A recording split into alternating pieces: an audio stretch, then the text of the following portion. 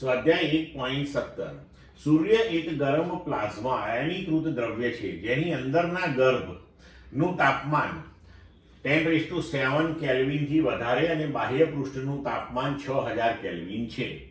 આટલા ઊંચા તાપમાને કોઈ પણ પદાર્થ ઘન કે પ્રવાહી અવસ્થામાં રહી શકે નહીં. સૂર્યની દળ ઘનતા ઘન અને પ્રવાહી અથવા વાયુઓની ઘનતાઓમાંથી કયા વિસ્તારમાં હોવાની તમને ધારણા છે? તમારું અનુમાન સાચું છે તેની ચકાસણી નીચે આપેલી માહિતી પરથી નક્કી કરી શકો છો.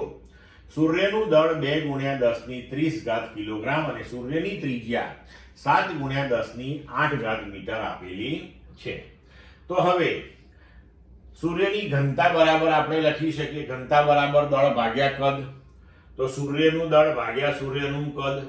તો સૂર્યનું દળ આપણે કેપિટલ M લઈએ અને સૂર્યનું કદ 4/3πr³, જ્યાં r જે છે સૂર્યની ત્રિજ્યા લઈએ આપણે. હવે દળ આપણને આપ્યું છે 2×10⁻30. આ છેદમાંથી છેદ 3 ઉપર લઈ ગયા એટલે અહીંયા લખ્યો 4 3.40 અને ત્રિજ્યા 7×10⁸ અને એનો ક્યુબ. હવે આને જો આપણે ઉકેલીએ તો આપણો જવાબ આવશે 1.4 × 10⁻³ કિલોગ્રામ પર મીટર ક્યુબ.